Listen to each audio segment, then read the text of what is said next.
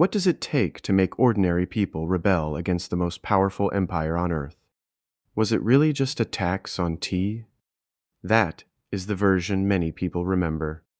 A few angry colonists, a famous protest in Boston Harbor, and a march toward independence.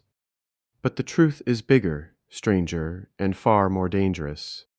The American colonies did not rebel because one law made them angry.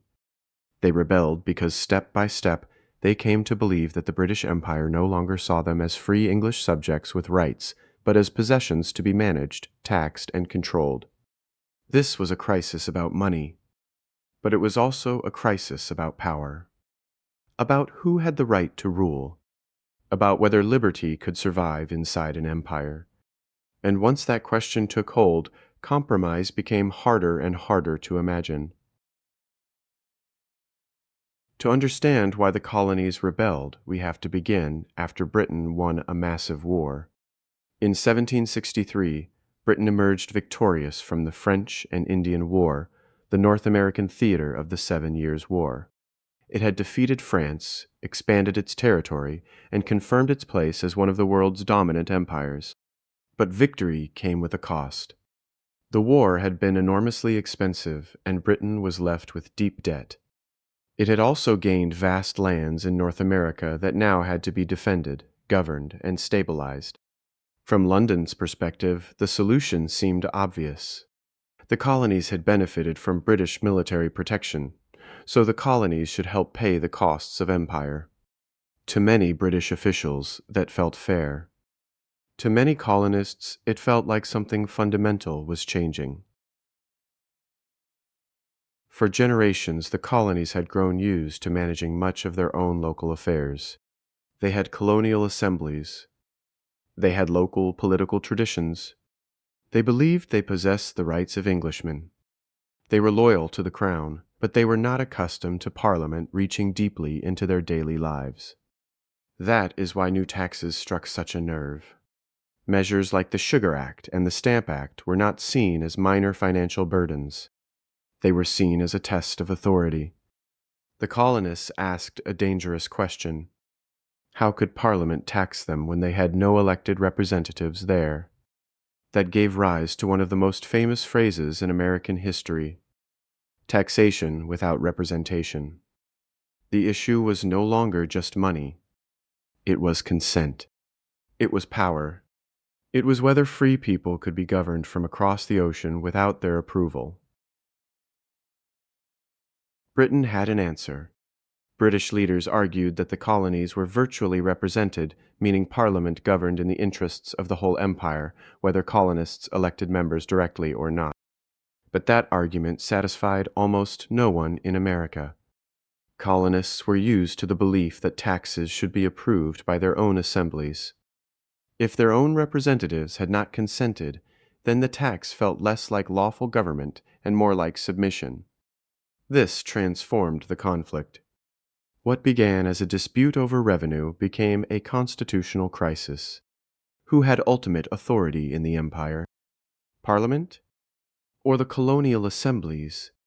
And if Parliament could tax the colonies without consent, what could it not do? That fear gave every new act greater meaning. Many colonists began to suspect that Britain was not simply adjusting policy. It was tightening control. Resistance spread quickly. Merchants organized boycotts of British goods. Crowds protested in the streets. Political groups like the Sons of Liberty emerged to coordinate resistance and turn public anger into action. Effigies were burned. Tax collectors were threatened. Pamphlets and speeches traveled from colony to colony, linking local grievances to a larger defense of liberty. Eventually, Britain repealed the Stamp Act. That might have ended the crisis. But Parliament passed the Declaratory Act at the same time, insisting that it still had full authority to legislate for the colonies in all cases whatsoever. That phrase mattered. Britain had backed away from one tax, but not from the claim of power behind it. Then came the Townshend duties, which taxed imported goods like glass, paper, paint, and tea. Again the colonists resisted. Again, Boycotts spread. Again, mistrust deepened. Boston became the Flashpoint. British troops were stationed there in 1768 to enforce order and imperial authority, but their presence only made tensions worse. To British officials, the soldiers represented control. To many colonists, they represented occupation. In 1770, that tension erupted in the Boston Massacre. British soldiers fired into a crowd and killed 5 colonists. The event became powerful propaganda.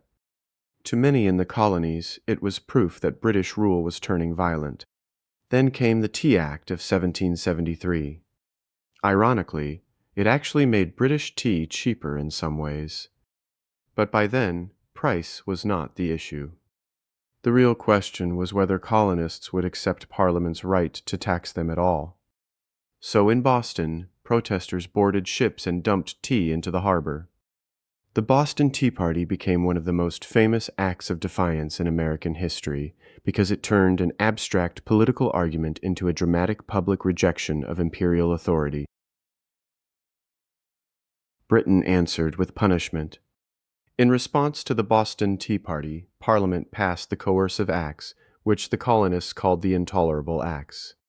These laws punished Massachusetts, restricted self-government, and closed the port of Boston until the destroyed tea was paid for. From Britain's point of view, this was discipline. Empires could not allow open defiance to go unanswered.